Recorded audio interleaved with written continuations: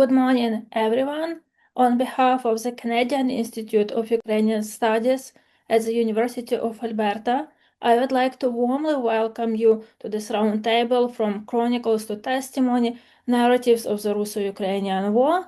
We gather today at the University of Alberta, whose buildings, laboratories, and research stations are located on the traditional territories of the Nehiaya, Cree, Niitsitapi, Blackfoot, Nakoda, Stony, Dene, Haudenosaunee, Iroquois, and the Anishinaabe, Ojibwe, Saltox peoples, as well as on the homeland of the Métis. These lands are now known as part of Treaties 6, 7, and 8. The University of Alberta recognizes and respects the sovereignty, lands, histories, languages, knowledge systems, and cultures of all First Nations, Métis, and Inuit peoples. We are now in the fourth year of Russia's full-scale invasion of Ukraine. During these years, scholarship, journalism, diplomacy, and public discourse have all been transformed by the urgency of real-time interpretation. And today we ask, how does narrating the war in real time shape what we'll later count as history? And this roundtable brings together historians, political scientists, diplomats, anthropologists, and specialists in media and culture to reflect on how discourses of the war have evolved since 2022. We will consider the shift from authoritative chronicle and political interpretation to media mediation and cognitive warfare, to the testimonial turn in documentary and scholarly practices.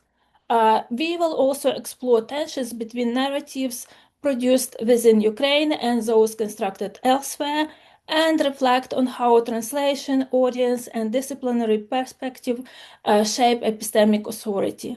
So let me briefly introduce our participants in the order of their initial statements. Frank Sysyn is the director of the Peter Jacek Center for Ukrainian Historical Research at the Canadian Institute of Ukrainian Studies and professor in the Department of History, Classics, and Religious Studies at the University of Alberta. He is editor-in-chief of the Grushevsky Translation Project, which produced the English translation of Mikhail Grushevsky's History of Ukraine Rus, and head of the Executive Committee of the Holodomor Research and Education Consortium. Frank is a specialist in East Central European history. His research focuses on early modern Ukraine, Ukrainian historiography, religion, and the Holodomor. He is the author of Between Poland and Ukraine, The Dilemma of Adam Kisil, and co-editor of numerous influential volumes, including Communism and Hunger and Genocide, The Power and Problems of a Concept. Our second speaker is Donnacha Beacháin, a professor of politics at Dublin City University in Ireland. During the last quarter century, he has conducted research across all 15 post-Soviet states and in multiple protracted conflict zones, including a decade of living and working in Central Asia, the Caucasus, and Moldova. His most recent book, Unfinished Empire, Russian Imperialism in Ukraine and the Near Abroad, was published last year. Our next speaker is Andriy Shevchenko. Mr. Shevchenko is a prominent Ukrainian politician, diplomat, journalist, and civil activist.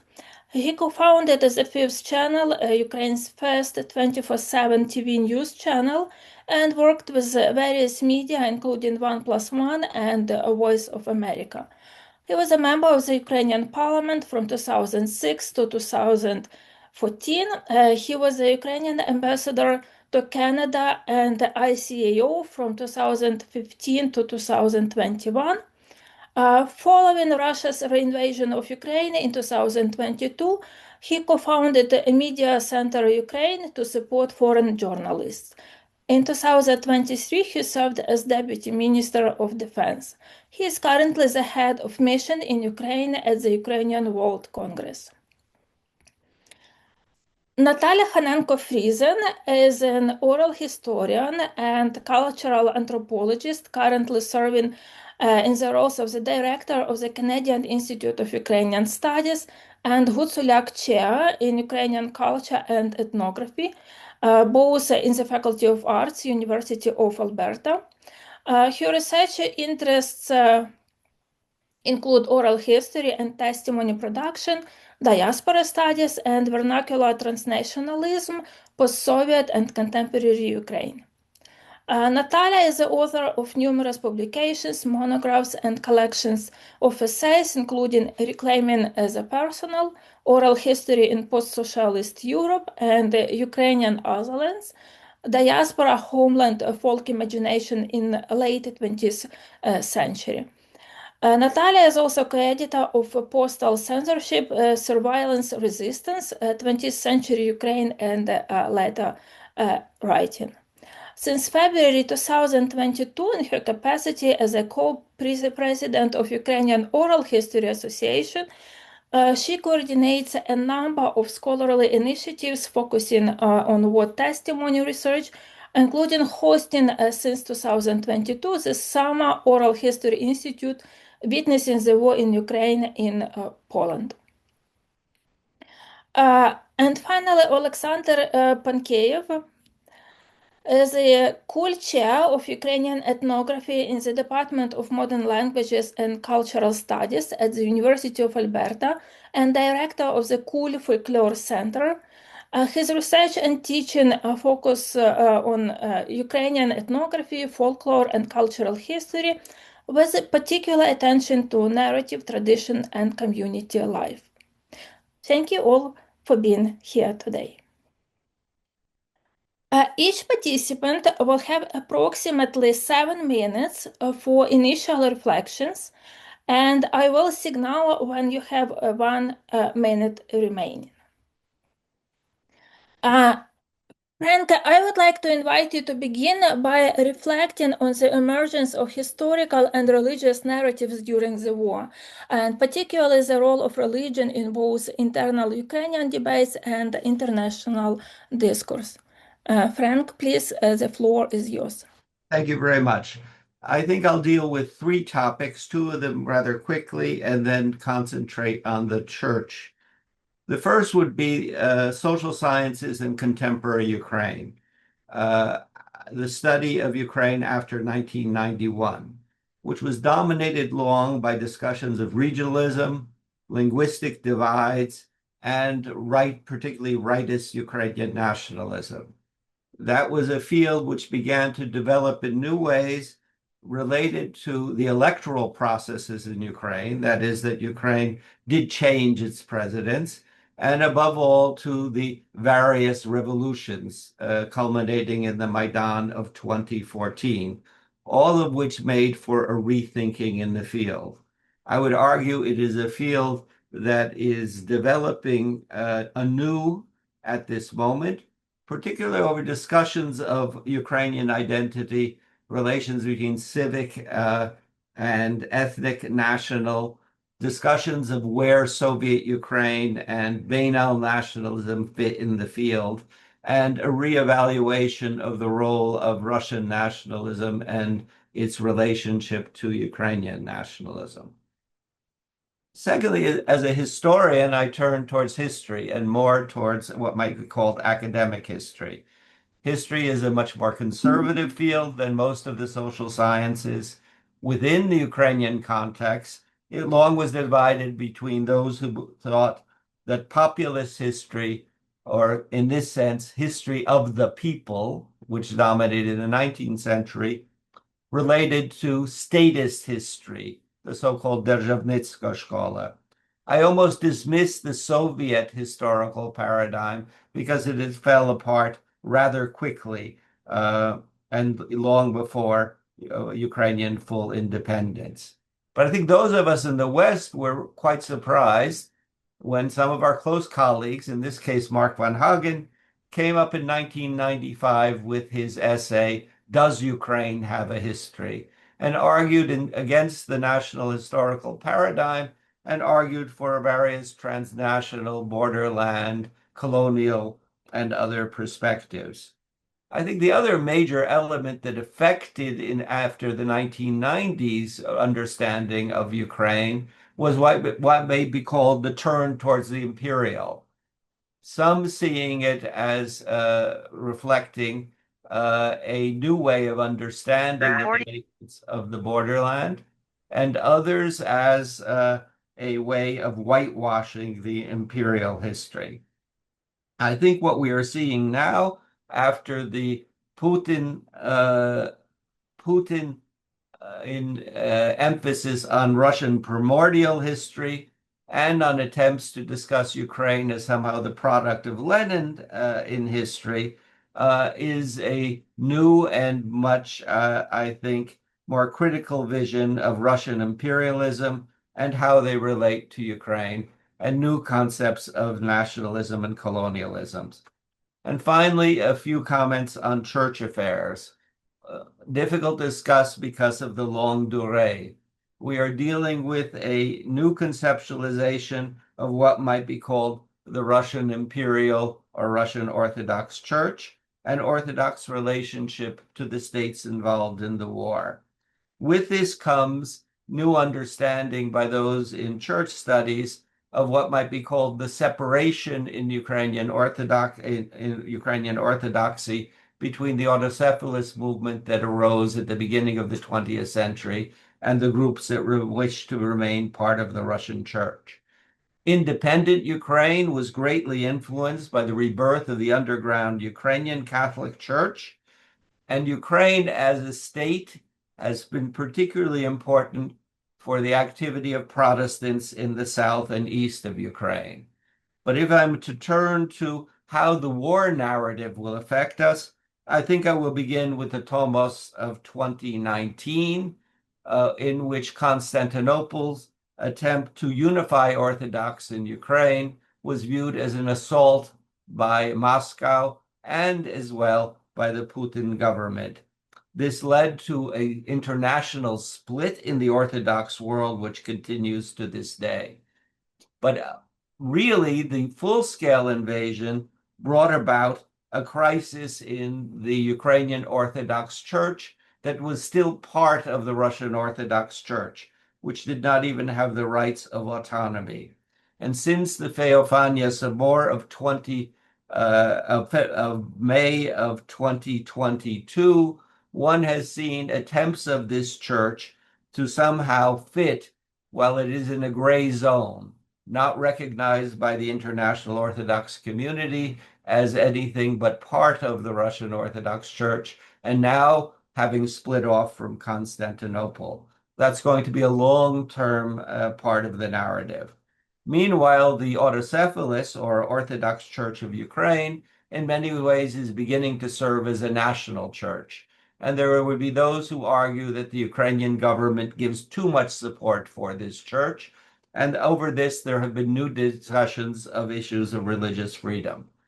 The Ukrainian Catholic Church, or Ukrainian Greek Catholic Church, has been extremely effective in organizing not only its widespread international body of the diaspora, but also Catholic Church in various countries, and particularly in the United States, where the National Council of Bishops has been quite firm in support of Ukraine.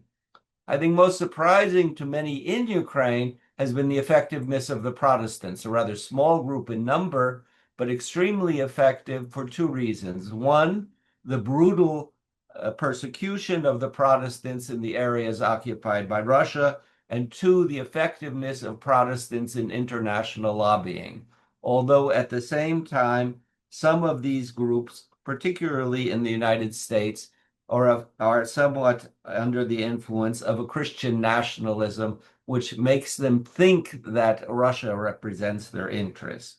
And then finally, we above all deal with the Russian world, important in political doctrines coming from Moscow, but just as important in religious doctrines, viewed as a heresy by many, and above all, because of the great role of Patriarch Kirill of the Russian Orthodox Church and his proclamation of a virtual jihad.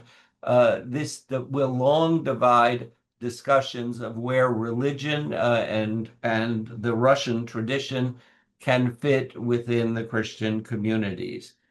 At the end of this, the split of orthodoxy that has occurred because of Ukraine being the fulcrum of these discussions will long continue, just as religion will continue to be extremely important in shaping the future context of Ukraine in the short and in the longer time. And discussions on the church issues, which were rather peripheral, I think, at the beginning of 2022, I think now are virtually everywhere recognized as great importance. Thank you very much. Within longer historical trajectories and for reminding us that ecclesiology, church life, religion, and historiography are deeply intertwined in moments of conflicts. Donnacha, you have studied Russian imperial narratives for decades, and I invite you to reflect on how narratives of Russia's invasion have evolved since 2022 and how imperial frameworks continue to operate. Please, Donnacha. Thanks, Larysa, and I really appreciate your excellent pronunciation of my name. Not many people get it right.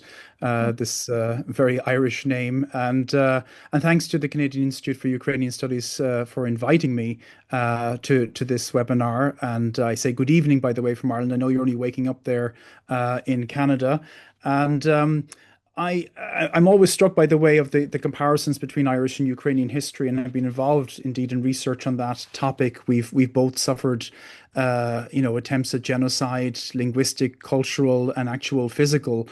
And there were attempts over the years of Irish and Ukrainian revolutionaries to reach out to each other, particularly at the end of World War One, when the British and Russian empires were under challenge, and I'm glad to see that has been revived. It's one of the very few positives that has emerged in the last couple of years amid all the destruction, is that Ireland and Ukrainian relations have really blossomed, and we have now a large Ukrainian diaspora.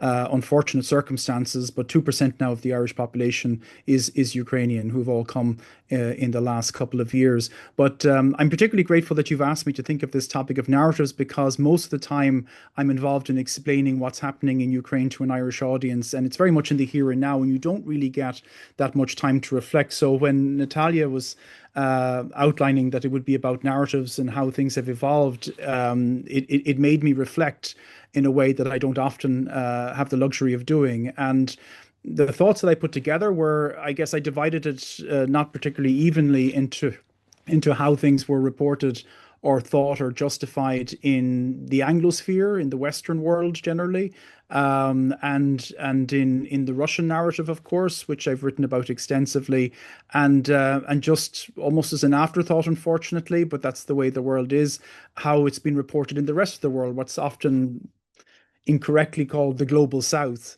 And in terms of how it's evolved in Europe, in the United States, in the Western world, well, at the very beginning, of course, of the full-scale invasion, I mean, the narrative was very much event-driven.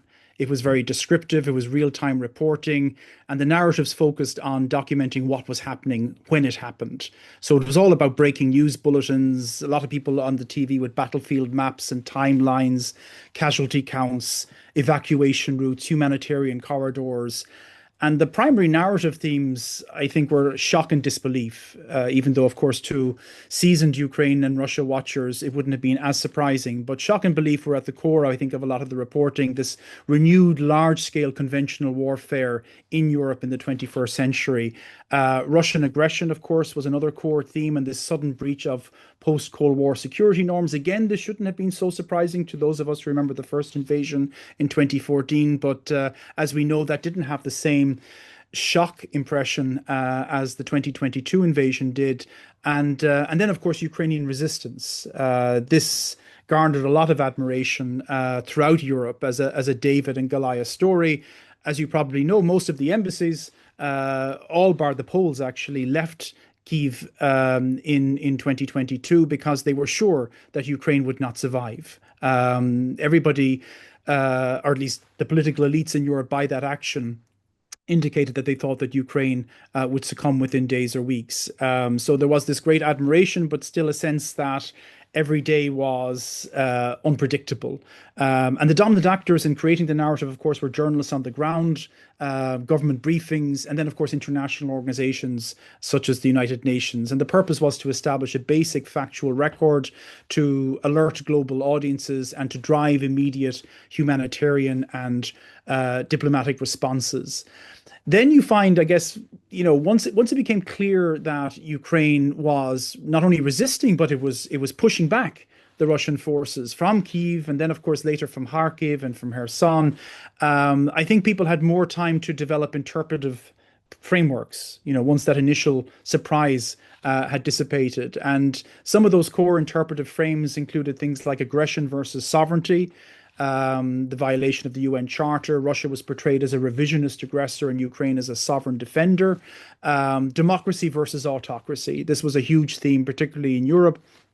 Ukraine was linked to kind of Western democratic values and Russia to authoritarian nationalism and fascism. And of course, it was pointed out, not least by myself when talking about these things, that consolidated democracies make up about 12.5% of the world's population. There is a global battle taking place, between autocracies and democracies, and Ukraine is the fault line for that struggle in Europe. And that's why, as you know, Ukrainians have been saying from the beginning that they're not just fighting a battle for Ukraine, they're fighting it for Europe and indeed democracies everywhere.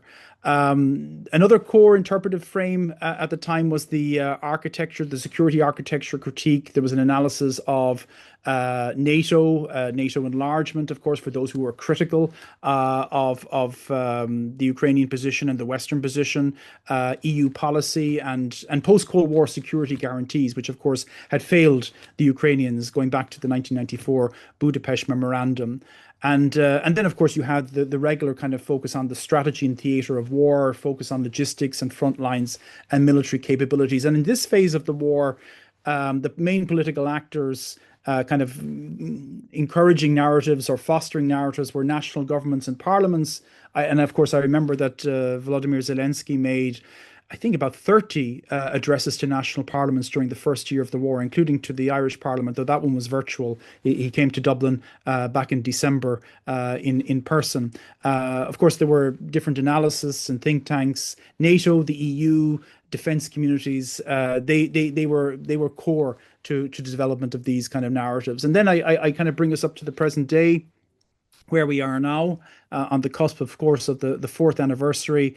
The Trump second presidency has had a dramatic effect on the kind of discursive and narrative environment. There's been a huge shift in tone, in emphasis, and indeed of the perceived stability of the Western commitment to Ukraine. So we went from kind of this moral clarity to conditional support narratives. The earlier narrative had been about defense of sovereignty, international law, democratic solidarity, and aid to Ukraine was considered like a moral and strategic imperative, and that was backed up by bipartisan support in the United States. Under Trump's second presidency, we see these narratives now being replaced by a transactional and conditional vocabulary. The language shifts to cost-benefit analysis and America first. So the war now is more frequently framed as a negotiable conflict rather than an open-ended commitment to protect Ukraine. And the discursive center of gravity moves, therefore, from an obligation to support Ukraine to a choice. And whereas Trump's second presidency didn't create this notion, and I hate this phrase, I'm sure you're familiar with it, war fatigue. I mean, of course, we know that it's Ukrainians who are the most fatigued by this war every day. But this notion that in the West, that people were tired.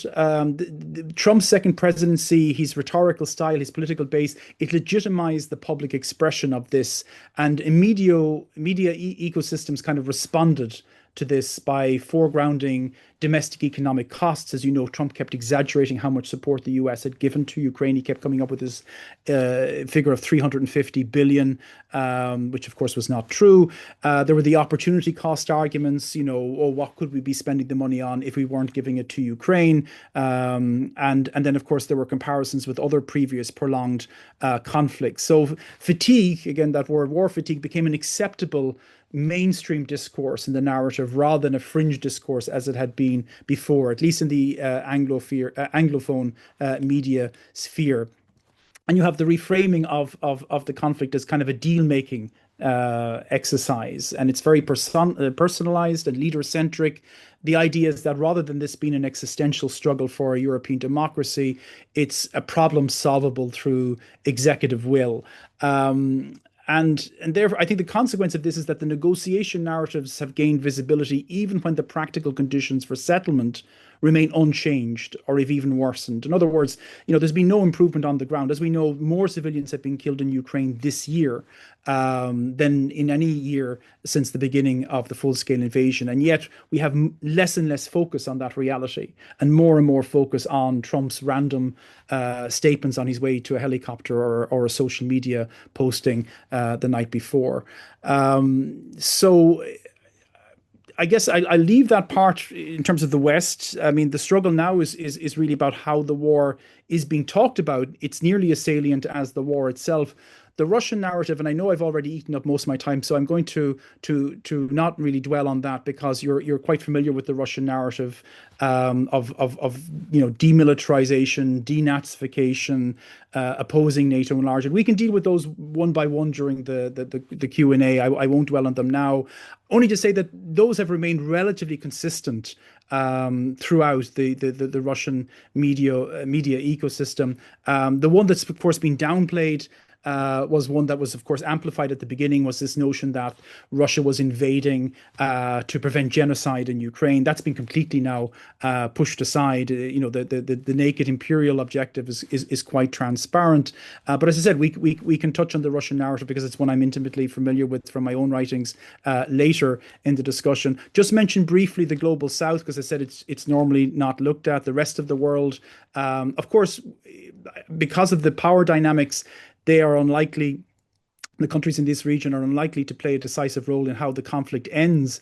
But it is important, the narratives that circulate in these countries. I was struck, for example, on the day of the full-scale invasion, I did about a dozen interviews for different programs. And I remember that the penultimate one, the second last one, was one with South African state television. And I have to say, of all the interviews I did that day, that was the one I was most pleased with, because the questions were quite different, and I could see they were coming from a different perspective. They weren't hostile, but they were focusing on things like, well, look, in Africa, borders were imposed by European colonial powers, so why should European borders be sacrosanct? Minorities are often on the wrong sides of borders, and aren't there a lot of Russian speakers in Ukraine? And it gave me a lot of scope for countering these narratives. I felt my work was much more productive in such an environment than in a mainstream Western media interview. And just to surmise what I was saying, I in my response, I remember one of the things I said was something along the lines that, it's as absurd to say that, as somebody who speaks Russian in Ukraine is Russian or pro-Russian as it is to say that the vast majority of people in Ireland who speak English as their native language are English or want to return to the involuntary association with the United Kingdom. And similarly, of course, in South Africa, English is the lingua franca of parliament and education and whatnot. And that's, again, a product of empire. So I try to stress the commonality of the imperial experience, which binds countries like South Africa and Ukraine and Ireland. And it's one of the big challenges, and indeed one of the collective neglects, that hasn't been pushed more strongly. Russia actually has tried, and this goes back to the Russian narrative, has tried to fill that vacuum by incredulously positioning itself as an anti-imperial empire.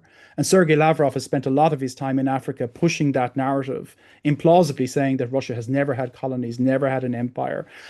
but it gained some traction in the global south because it's not contested enough. And that's another narrative that I think is important that we should discuss as well. So I haven't been looking at the time, but I probably have definitely overspent it. So on that note, I'll conclude, and I look forward to hearing the other contributions and, of course, the questions and answers as they come.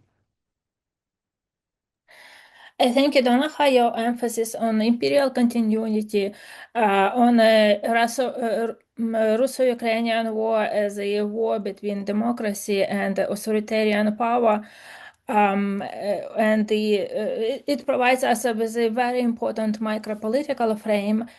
And now I'm transitioning to Andriy Shevchenko. Andriy, you have worked as the intersection of media, diplomacy, and defense. I invite you to speak about cognitive warfare and the transformation of strategic communication in this war. Thank you, Larysa.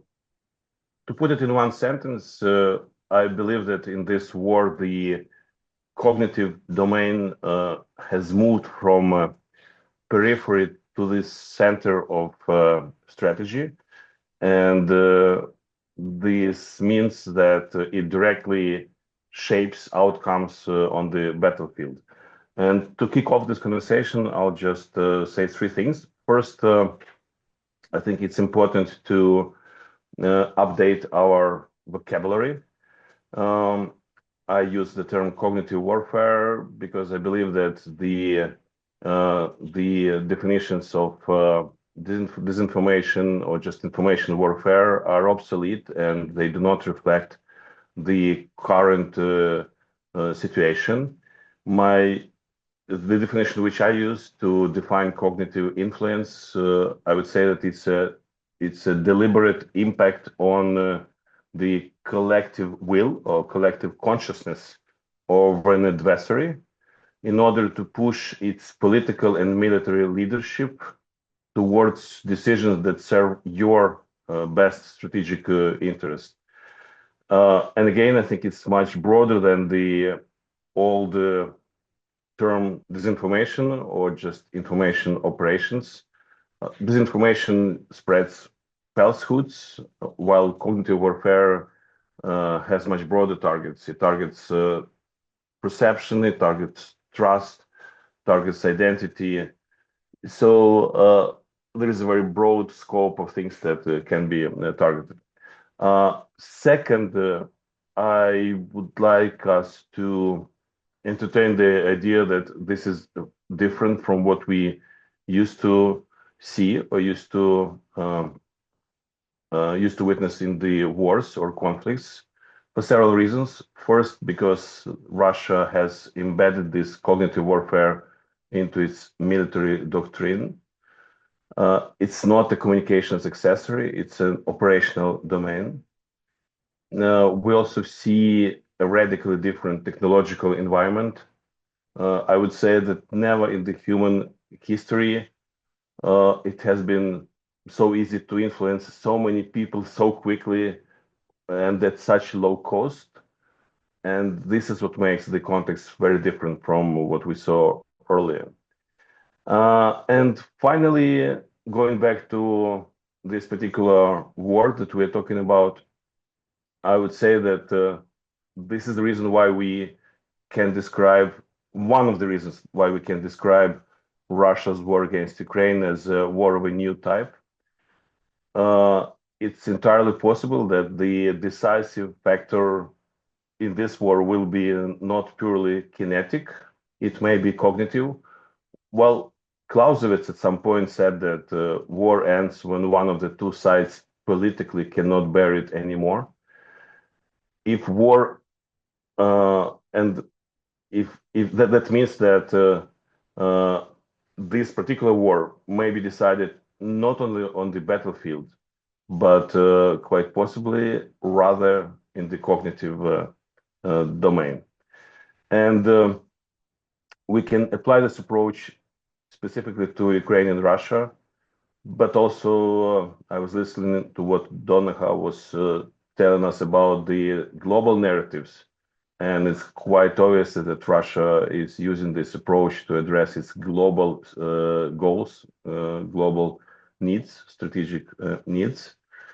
And just one last thought, it would be a mistake to think that there is Russian information attack against Ukraine and there is another campaign against Ireland or against Canada or against Latvia. I think the way they see it, there is a big war that they have against the free world, and they're just different theaters, but it's all these activities are interconnected and they complement each other's. Thank you very much, Andriy. Your reflections remind us that narrative is not secondary to warfare. It has become constitutive of it. Now, Natalia, you have been deeply involved in testimony collection since 2022.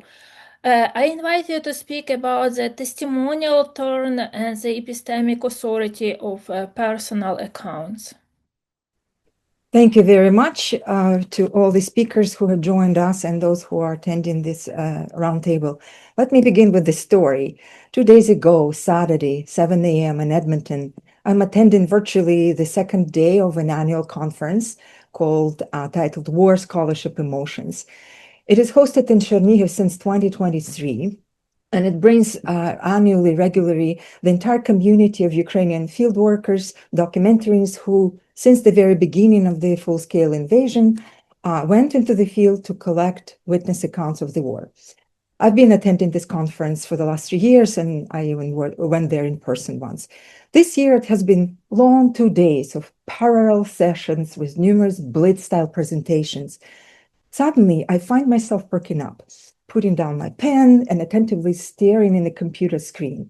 I'm singling out the face of a man who, in an emotionally charged but measured tone, carefully and rhythmically weaves a moving and poignant story of surviving the Russian occupation in one of the Chernihiv Oblast villages in the early spring of 2022. What he spoke about, others have already discussed in their conference reports: suffering, privations, fear, children, unknowns of dark underground spaces serving people as their shelters, Russian soldiers, the shelling, the killing. I also heard similar accounts, and we all have heard similar accounts many times before, and from the variety of sources.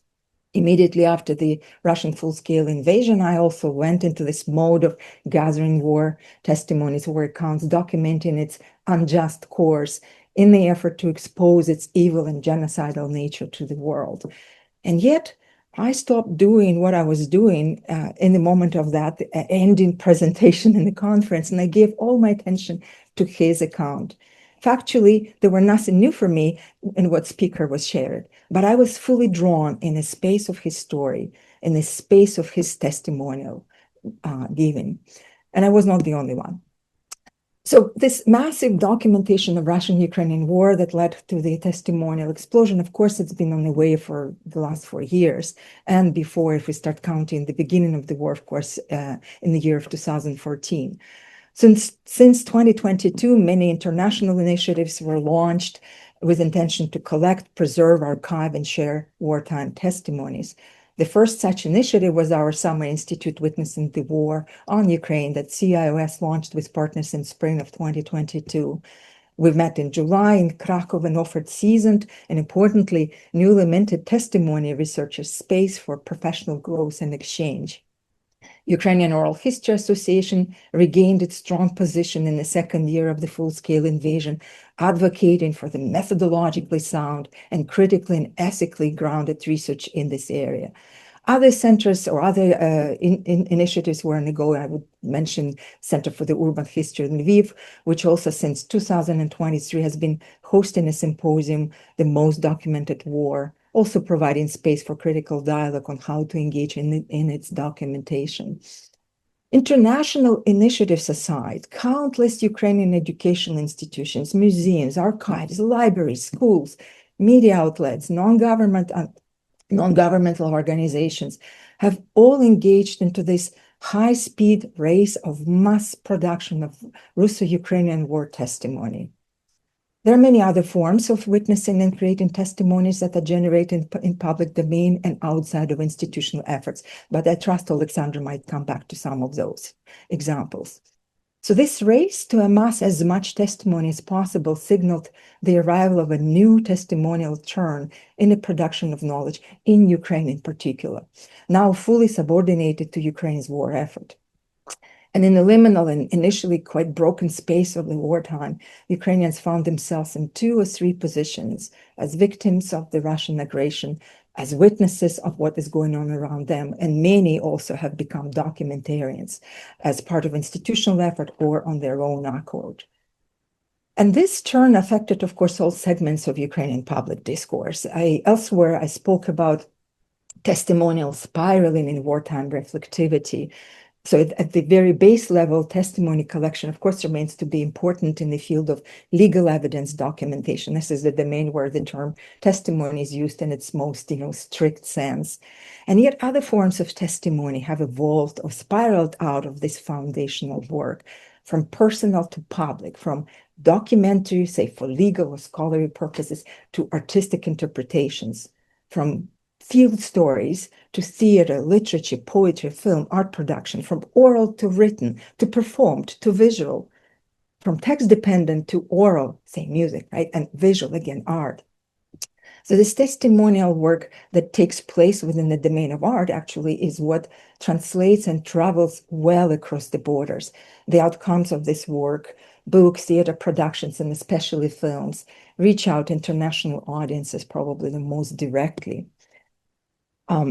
Testimonial work which is taking place in Ukraine, of course, reflects the burst of injustice that has been experienced in Ukrainian society. And it does bring us back into the previous discourses established elsewhere throughout the course of the 20th century, especially after the World War II. In their testimony, in their book, Shoshana Feldman and Dory Lobb, Testimony, Crisis and Witnessing in Literature, Psychoanalysis, and History, have long commented and laid out in this very foundational argument that extreme historical violence produces testimony as a distinct epistemic and ethical form. So experiences of mass injustice, war, genocide, forced displacement generate testimony as a distinct moral and narrative form through which injustice is invoked, specifically for public accountability. And of course, in the second part of the 20th century, in the aftermath of genocides, and in particular of the Holocaust, historical debates began to be more and more informed by and even structured around the testimonial authority, something that Ukrainian scholarship is also beginning to embrace these days as an evidence of the need to reflect on this relationship between historical knowledge production and testimonial work, which is taking place right now. As a moral and ethical narrative form, testimony is also a particular kind of eyewitness accounts that conveys particular kinds of truths. To testify, to offer testimony is different from just sharing accounts of what happened, from chronicling the events, or testimony is conceived to mobilize the listener into action. It brims with unstoppable intention from within to impart knowledge upon those who listen. As Michal Zhivony, one of the well-established scholars of testimonial research, says, claim testimony is the utterance whose message lies less in what is said than in what transpires. Testimony presupposes, of course, more than one category of agents, at least 2, those who have witnessed or endured injustice themselves and those who are listening to the accounts of injustice. But listening is an act of witnessing as well. Testimonies transform listeners into this next cohort of witnesses who are themselves compelled to continue to testify. So we can talk about a different kind of spiraling of testimonial work, which recruits and engages more witnesses and more of those who would testify on behalf of the previous layer of witnesses.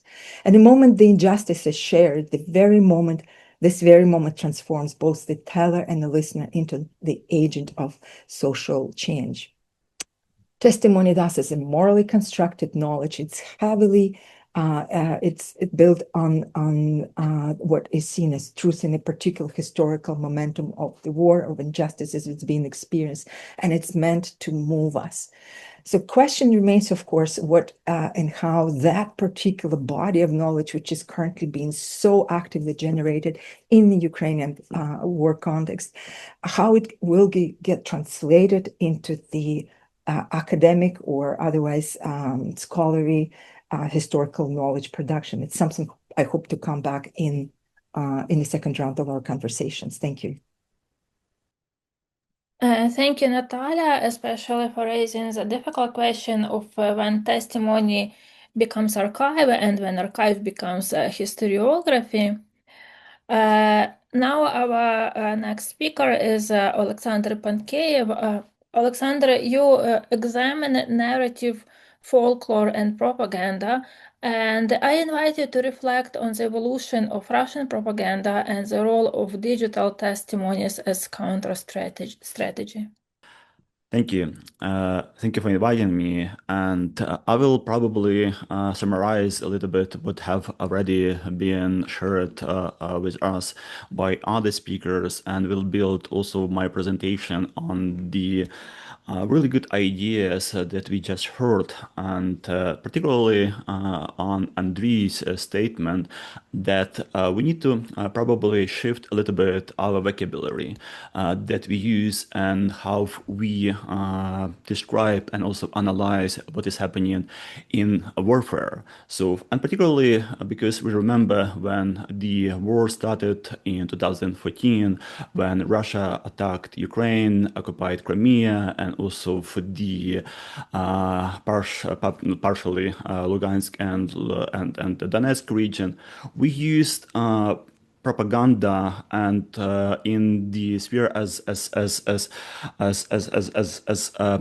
something like what is connected with warfare, yes, but hybrid warfare, it's not particularly really well describes what is happening right now. I will probably a little bit also contradict myself by the end of my presentation, just because I will divide warfare and also cultural spheres, because they are really interconnected, but we need to make sure that we evaluate them separately, but make sure that we keep an eye on both of them, yes. So when the war started and we realized the power of information and the power of that is that the information has on battlefield, on the minds of people, in any corner of the world, yes. But what is really fascinating, and particularly because I have started conducting my research in the narratives and also observing how those narratives have been created and disseminated. So surprisingly, the narratives, they are probably sometimes really similar, and what we need to look at the core of those narratives, at the values and also the ideas that those narratives they are spreading, yes. But what has changed, it's not actually about narratives, because the narratives, they are surprisingly almost the same that we encountered them even before the start of the war. But also the tools, how those narratives are being created and how they are being disseminated. This is probably the most striking observation that we need to acknowledge, that the spread of those narratives is completely different than it was 10 years ago, and how we also engage with those narratives. So it's not the same way how it was before the invention of internet. It's not the same way how it was when the Soviet Union collapsed or during the Soviet Union. So the way how we are interacting, so the agency has shifted also. So right now we are dealing with what is called also participatory propaganda or engaged propaganda. It's not something that was particularly available and observable at the time. But when it comes to evaluating how propaganda works and if it is successful, so Justin Lin, one of the most well-known investigative journalist, just recently delivered a guest lecture at several venues, and the title of that lecture was "We've Lost the Fight Against Propaganda." So what we do now, Then just a couple of weeks, we also read some updates from Natalia Druin, Prime Minister's current outgoing national security intelligence advisor, and she said that she considered that Russia's propaganda is really successful in Canada, and that it is actually gaining it's what propaganda actually wants. And she says that surprisingly many Canadians, they believe that the conflict was started at the initiative of Ukraine. So, but then comes the question how we actually evaluating the success of disinformation and propaganda.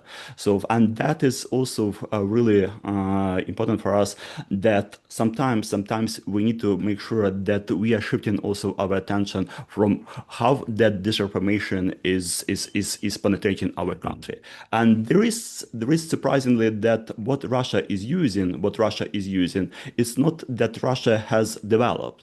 The tools have been developed here in the West, and they are being utilized by Russia for the spread of disinformation. So it's not something that Russia has developed on its own, that Russia is utilizing what is available, and it is actually here in the West is really available. Yeah. And when the full-scale invasion started, Russia tried to utilize those tools that are available. But Ukrainians, surprisingly, also utilized those tools to counter the disinformation and propaganda. And even those tools that are connected, and sometimes we think that they are being under control of Russia, particularly Telegram channel, was masterfully used by Ukrainians, not only in Ukraine, but also by those Ukrainians that escaped the war and right now have settled in different countries, in Canada, the UK, Ireland, Poland, Germany, yes. And they're using those tools to communicate and to build new communities. And those communities are also built and also connected to the narratives that are being created by Russia. But they are really creatively engaging with those narratives. They are countering those narratives with the production of new narratives. So, and we need to make sure that we understand that propaganda, if we are moving a little bit to the cultural sphere, is acting as folklore. So if people share something when people believe in it. So if people believe in it, then they actually engage in the act of sharing. When there is no act of sharing, so anything stops actually from the stops exist. So, and in the case of Ukrainians, they use propaganda to create narratives that counter this disinformation and propaganda. So, but if you compare those narratives with other groups, so it's not something really successful tactics. So, if we speak about particularly Canadian society, or we speak about the society in the UK or in the United States, and that was where Justin Lin was actually pointing to. So the language, he was pointing out the language that when we think about that we failed in fighting propaganda, he mentions the English world. He mentions the English world, that the English world has failed fighting disinformation and propaganda. But I wouldn't be so skeptical and pessimistic also about that. Just because if we evaluate the spread of information and look into how disinformation exists in terms of its time and how long it actually can survive in the society. So some of the campaigns that Russia has organized, they have never actually reached their point. So just because it was not something that the population could relate to, yeah. And that is where we also have some kind of control over our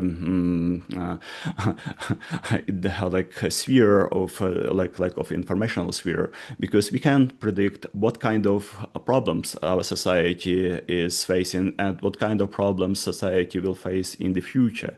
So, and counter narratives, counter stories, then will be probably the best tool that we will be able to use. But then comes the question of technologies, and this is also something that we also control. Yeah, in our case, we are just fighting against the technologies that we control. Yes, and unfortunately, just because the speed of of how those technologies are created, so we are behind with our legislature. We are behind with how we control and access, how we control the AI. So because we remember when the full-scale invasion started, AI was not playing a huge role in disinformation and propaganda. And we remember how the video that was circulated in the first days of the full-scale invasion with Zelensky, the president of Ukraine, deeply fake video, and that he declared that our Ukrainian armed forces need to actually give up, and etc. But right now, the quality of AI-generated videos is so good, and sometimes it's really difficult to understand if you're actually watching something what is created by real people or it is created by the technologies. And that is something what is new. And one of the well-known folklorists, he declared that this is the evolution of not only technologies but also the evolution of narratives. Yes, and he offered us the example of Middle Age when we had different technologies, and then rapidly we started adding new ways of fighting our enemies, and that at that moment the distance between warring parties just decreased because nobody actually saw the faces of those who were fighting. Yes, but right now we see the faces, and those faces that are actually generated sometimes by AI, but they are also generated by real people. And that is where Ukrainians, they are also participating by providing many different voices that are coming directly from different locations, different communities affected by the war. And that is the war not only of technologies, but it is the war of voices that are right now in competition for being heard. Okay, so probably I will stop here.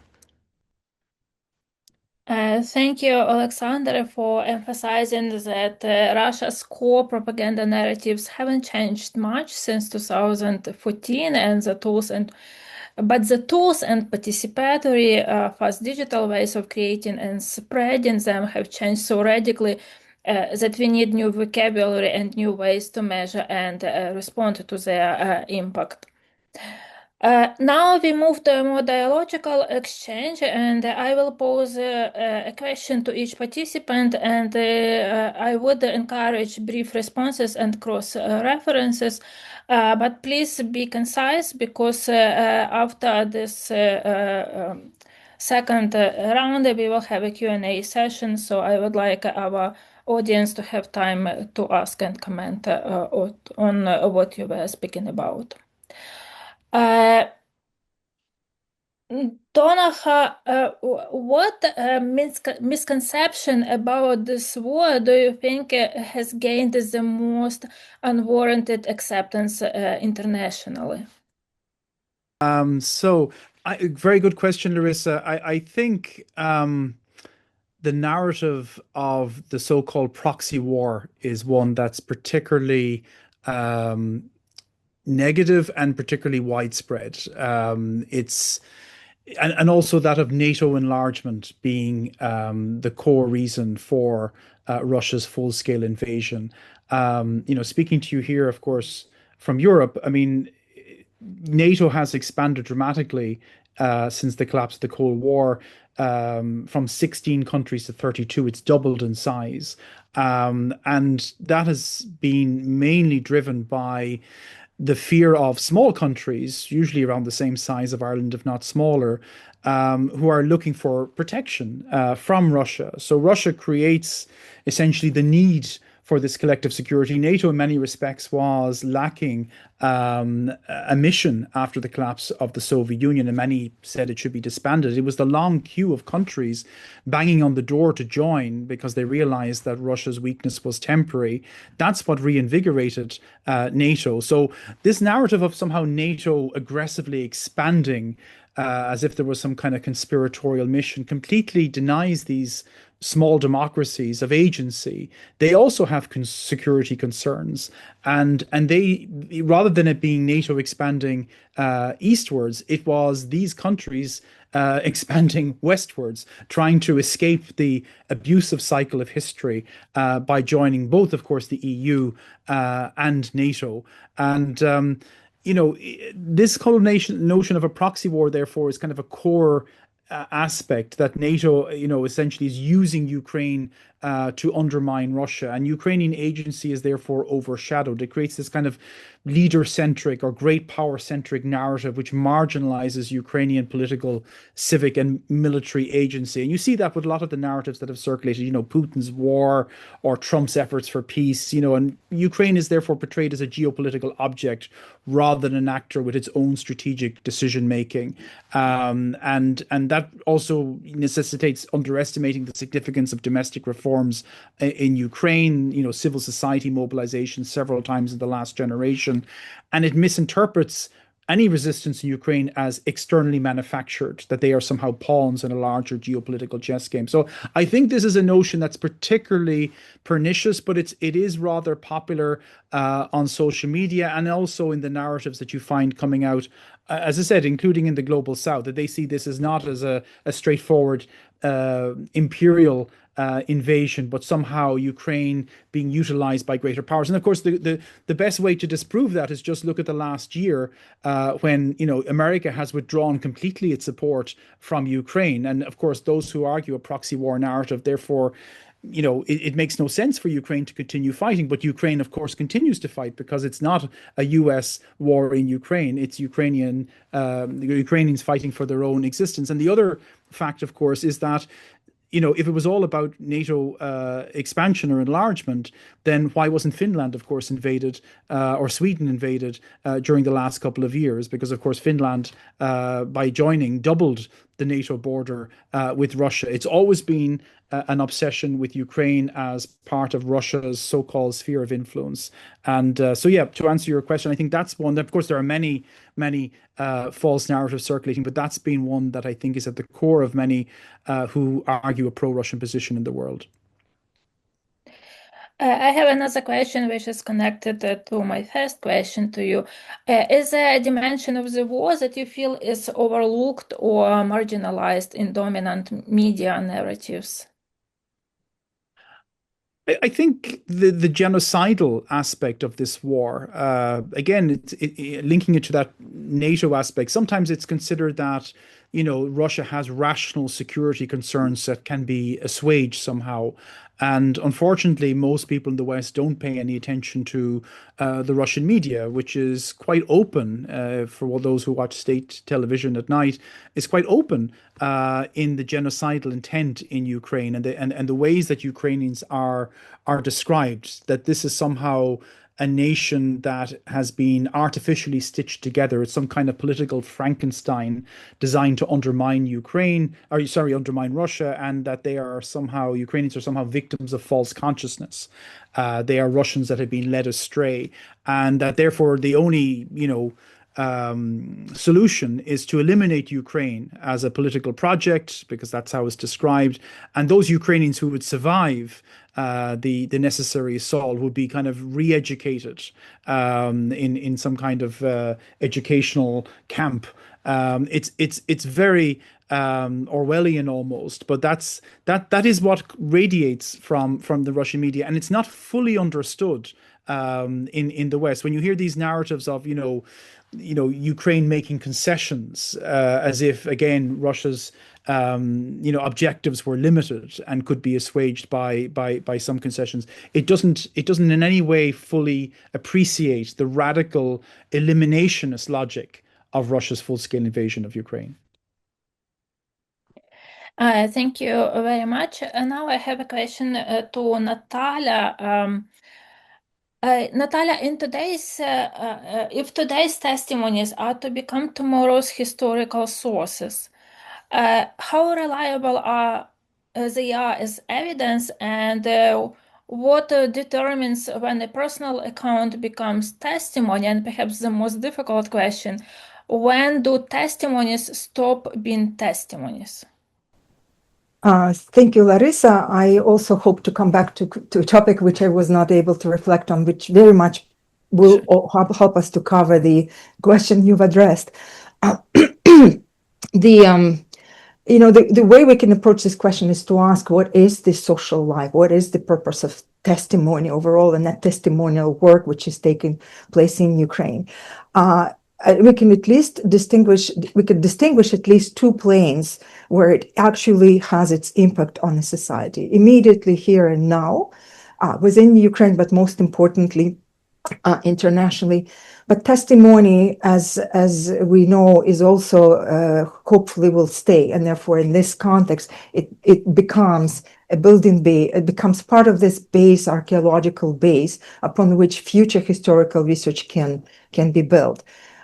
So if we are to think about the immediacy, immediate applications and utilization of testimonies, they are by nature of their own discursive build-up are to convey certain truths, to build up emotional engagement, especially by involving people from the outside and finding that bridge, finding that connection between what is happening. There's this repetitive information of crimes, horrific events, and otherwise injustice and privations Ukrainians have been experiencing, and against this immense current of repetitive evidence, how do you convey and actually win the hearts of the audiences elsewhere, because you hope to have an impact with this work? So it's not surprising that testimonial discourse is trying to reach to the hearts, and it succeeds most especially and most effectively at the level when it transforms and spirals into the domain of art. And that's what we've been also reflecting on as scholars. But with time going by, and us oral historians and other documentarians who are involved in the field, we're quite concerned with making sure this is preserved as evidence, as testimonial base, as accounts for future scholarly academic research. We can talk a lot and at length of all the challenges this work currently experiences. And I would probably bring in the idea of, it's a very well-known idea to many of us, a digital form of preservation of testimonials, quite challenging because it's not as permanent as a piece of paper in the past, which, accepted memoir writing or diaries, which also taking place today, but in digital form.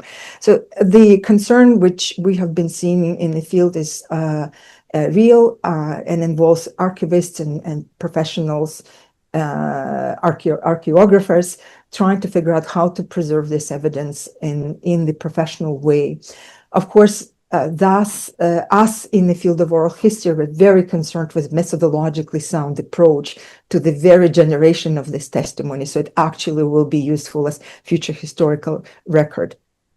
So if we could think about the immensity which accompanies this very important work, it will bring us, or it already is bringing us, as we know in our field, to a moment in history where we see the growing and emerging tensions between different discourses. Testimonial discourse, especially currently serving the war effort of Ukraine, is destined to convey certain information while maybe omitting others. So we should be prepared to seeing growing tensions between memory and historical analysis, between affect and critical distance, and between, of course, scholarly informed and witness informed reasoning as we will go forward. Historians, contrary to anthropologists, those who come into the field of oral history remind us that it's not maybe very productive to try to build final explanations and justifications or rationalize what is going on in the moment of unfolding history. Therefore, we will yet to see what work testimonies will do when we will be past this importantly and painful moment of transition, which war is. And when will testimony stop being testimony? It does require more than one party. When will we have an interest lost? When we'll have no need for these stories to be shared? But I don't anticipate that to be happening very soon in the case of Ukrainian society, especially if we look back at the frequency with which other transitional, painful moments in history, such as wars and repressions and totalitarian regimes, persecutions, have been imparted upon Ukrainian societies. We have a compounded effect of unprocessed testimony, which currently still requires our attention in Ukraine, which still requires incorporation of what happened in World War II, in the 50s, in the 70s, and so on and so forth, and how it will affect our discussions of in the future, the historical evolvements of now, here and there, will yet to be seen. Thank you. Thank you, Natalia. Talking about testimonies, Oleksandr, you mentioned digital testimonies as counter strategy. So can the digital testimony itself be manipulated or instrumentalized? And how do we preserve authenticity in a highly mediated environment? Larysa, thank you for the question. Yes. So when we think about how we can protect our societies and how we can actually prepare ourselves in the environment where information is being weaponized, we need to think about those narratives in 3 dimensions, and 3 dimensions that are really intertwined and they need to cooperate. The first dimension is cultural and the society. So, because the second one is scholarly component, and the third one is legislative. So when we think about culture and society and about the production of narratives, community is always reacting faster to those narratives that are produced by propaganda, much faster than the scholarly community, much faster than the legislative policies that we have. So that is why the cooperation between the community, cultural sphere, between scholarly community, and also for people from the governments is really important for the production, not in the production, but probably in giving the platforms for the communities. Yes, because when communities they face propaganda, they understand what particular threat that propaganda poses to them, and it is something that sometimes is misunderstood and misinterpreted, and the way how community interprets propaganda is really important to us, that some narratives that we think or we have not identified them, community is immediately experiencing the cause of that propaganda, how it affects their livelihood, how it affects the security of the community. So in our way, that community engaged scholarship is really crucial. That when scholars they are working alongside with the community and they understand and they sometimes even cooperate on many projects, that is that is really crucial. That is really crucial to counter the narratives that are produced right now. And then communication with legislative bodies, yes, with legislative bodies. And in this case, it is how legislature is reacting to regulating the tools, how propaganda is being disseminated and how propaganda is being consumed by the large audience. We can probably put one of the examples, doppelganger operation, and that many Canadians, they were the victims of that particular operation, when many outlets that have been cloned and presented as authentic, and the consumption of the news that people thought that they're consuming from reputable news outlets was not the case. And in my case, in the line of my research, so we observed many of those outlets being shared on social media and spreading disinformation about Ukrainians in Canada, in other corners. And first, those people that actually Ukrainians, they started paying attention to that, yes. Then comes the question of AI, yes, and the question of AI that I was surprised to hear the percentage that approximately 40% of information that is being consumed at this moment is produced by AI.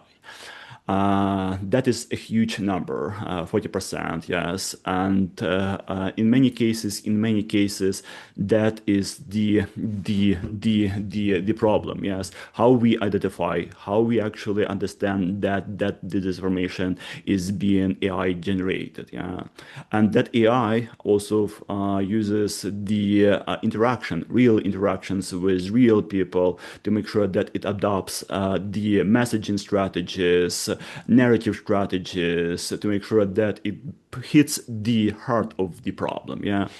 But Ukrainian community have also instrumentalized AI, and particularly just informing each other and flagging different social media accounts that use that type of information that is created by AI.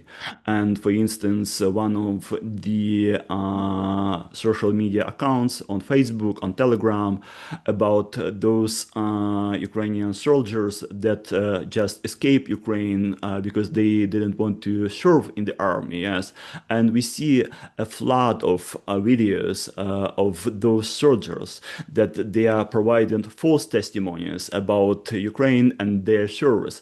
But when we actually have a close look and we see that that is actually produced by AI, by so many AI generated videos, like hundreds of thousands, and that is the way how sometimes that propaganda is circulating. So, but AI can be also utilized to flag AI generated disinformation and propaganda. That is the strategy that needs to be also considered, yes. And then cultural sphere, yes. The cultural sphere is really important, and cultural sphere, it is when the storytelling is exercised in a free world, and when it is exercised in democratic way, yeah. And if we compare how Ukraine and Ukrainians they are exercising, and we compare with Russia, so we see that the number and the quality of the narratives that is produced is much deeper, and just because if you are not in the democratic world, so it is really difficult. So then you need to actually like compensate it with AI generated tools.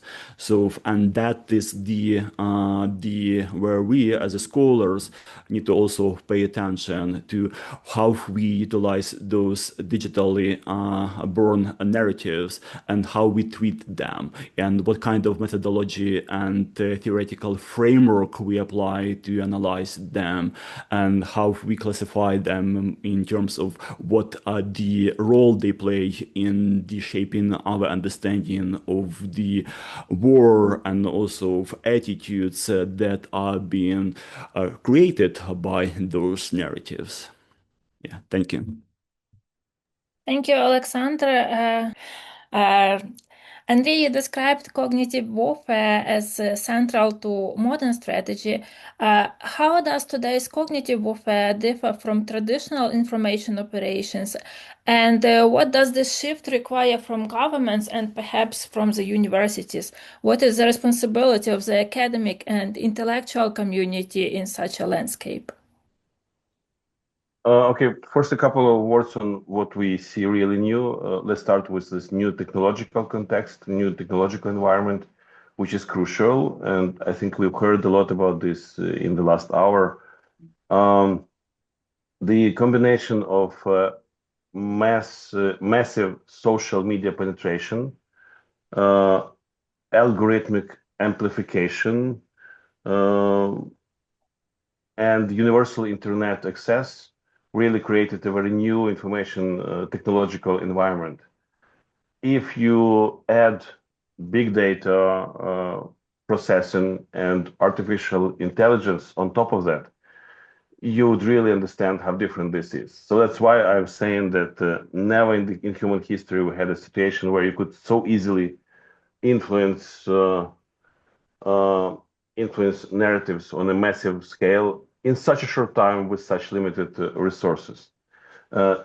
Russia has been very efficient in hijacking first the Western concept of free speech, then social media, and now they are working quickly to use artificial intelligence and the updated algorithms in social media to advance their narratives and their information. So that's something which makes the situation dramatically different. And I think the free world should realize that our adversaries have taken this very seriously. China has had cognitive domain as part of their defense doctrine, defense strategy, as early as early 2000s, and Russia was quick to follow. So we are dealing with something very systematic and well organized. Now, quickly on what the governments and the intellectuals or academia can do. On the government side, I think it's very important to acknowledge this new context and this new reality, which includes new vocabulary, as it has been discussed. I think it's very clear that it cannot be to address these challenges. It's not enough to use all the capabilities of the government and of the military. I think it's the Ukrainian case shows that it's very efficient to have the civil society involved, just like we've previously heard. Finally, I think so we're talking about this like whole of society approach to this. Finally, there is a lot of space for exchange of ideas and tools. There is no silver bullet, but there are some very interesting cases. I'm thinking about Sweden, a country which institutionally approaches psychological defense. They have a special organization which deals with these issues. And I anticipate that we'll see something similar in many other advanced democracies. Special organizations, institutions which would deal with psychological defense and psychological security. Finally, I think it's important to talk to big tech, and we must find solutions how we can adjust algorithm to this new reality. If voluntarily reform fails, I believe that regulatory mechanisms must be considered as part of this democratic self-defense, because the situation when Ukrainians cannot tell on Facebook about what they are seeing with their eyes because their pictures and their photos and the videos would be immediately removed by Facebook as an offensive content. And at the same time, the Russians, they can freely distribute all the lies that they want. I think it's not okay, it's not right, and it should be addressed.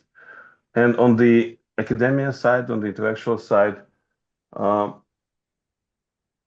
think there is a lot of demand for strong intellectual contribution in how to address this big challenge. It requires some intellectual courage, including a very careful reconsideration on how academic freedom can be protected from being weaponized by hostile actors. I think we've been treasuring academic freedom for quite a long time, but we must admit that this environment is very vulnerable for our enemies' cognitive warfare too. Thank you very much, Andriy. Now we have only 5 minutes, and I really would like to open the floor to audience questions. And while our audience is preparing their comments or questions, I will pose one collective question to our participants. If this war is being narrated in real time, what do you think future historians will misunderstand most about the present moment? So, I can start. I think the language context is something which might be difficult to understand, and it has been addressed by Oleksiy early on. That requires understanding of the context. That the language is not an issue, and this whole interaction between Russian-speaking Ukrainians who fight for their country is something very, very interesting. I just know that. Thank you, Andriy. Yeah, maybe I can quickly chime in. Sure. To me, it's an impossible question to answer at this particular moment because we don't know what the future and when the future will arrive.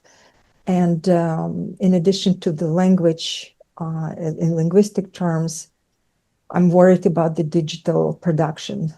We've raised this question, and from my end, I know from the history that what we produce as information hardly ever reaches archives, hardly ever settles down as data elsewhere. Maybe lucky archives will have 5% preserved. The rest of it is going to go and not be preserved. So that's a concern I have. Thank you, Natalia, very much. Yeah. So probably because what is happening is being narrated immediately. So the narratives are being produced so quickly, and we have so many of them. Yes. And sometimes scholars, they say that the war that we have is the best documented. So I wouldn't be probably so pessimistic about how well it is documented, just because when we think about the documentation, we refer to the digital domain, about that it is being so actually much shared at this moment about what is happening in Ukraine. But the problem is what is being created and what is being shared, that if we speak about the who is controlling that information, the digital information, and unfortunately Ukraine is not actually is controlling, and all of the platforms that are being used, all of the digital tools that are being used, so for they and the servers that are being actually the archives, contemporary archives, then they are outside of Ukraine. So, and the notion that it is the best documented and that we will have so many different testimonies and different resources, archival things. So probably it's something that an illusion. Yeah. So, and we need to make sure that we have agreements or we talk to different entities, that information is accessible for Ukraine in the future. If we think about the decolonization of archives and the issue that many of our archival materials right now are in Russia, just because of the colonial legacy that we have had. Yes, so the same is happening right now with the digital information. So the same colonial legacy, I would say, probably, but the result will be that we will need to have the access to the information that is produced in Ukraine or by Ukrainians in order to better understand and to research and to have a better quality preservation of those digitally created documents. Thank you very much, Oleksandr. Donnacha, please. It's a very difficult question, as Natalia was saying, because it's still an open-ended war, and I think even after the war subsides, there will be many narratives circulating, but I think which predominate will be at least in part influenced by how the war ends, and I think that's why it's vital that the war ends in a manner which protects Ukraine, its sovereignty, its people, not only now but going forward. Because anything less than that, I think, will create a very negative narrative, a very negative precedent, and that will influence how we remember this war.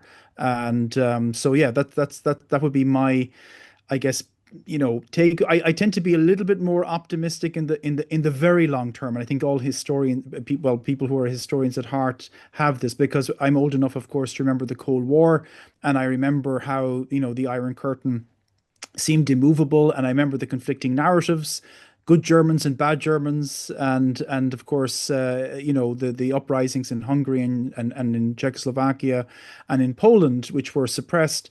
And yet, I mean, I was in East Germany in August of 1989. I met, I won't get into the reasons of how and why, but I was relatively young. And I remember being told by the Communist Party leaders there that, they were celebrating their 40th anniversary and that they were the most successful communist system ever.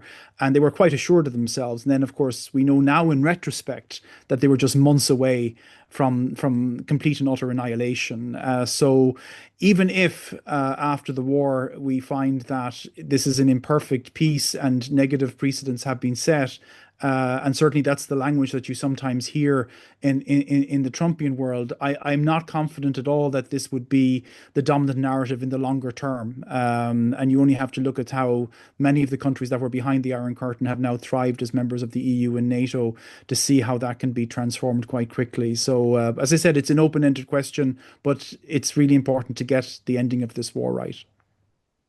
Thank you, Donnacha. I think our time is over.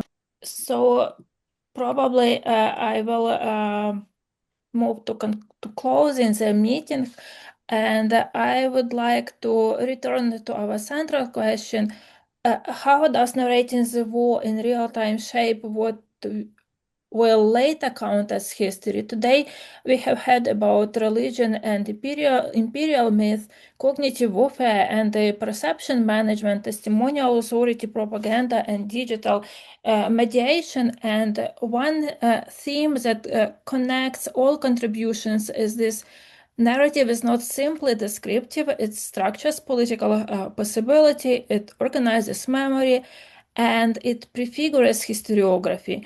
The war is fought on the battlefield, but also in archives, media ecosystems, religious discourse, and personal testimony. And on behalf of the Canadian Institute of Ukrainian Studies, I thank our participants for their insight and intellectual generosity, and I thank our audience for participating in the roundtable or listening to our speakers. Thank you very much. And as far as I know, the video of this roundtable will be posted online as soon as possible. Our communication team will take care of this. Thank you very much.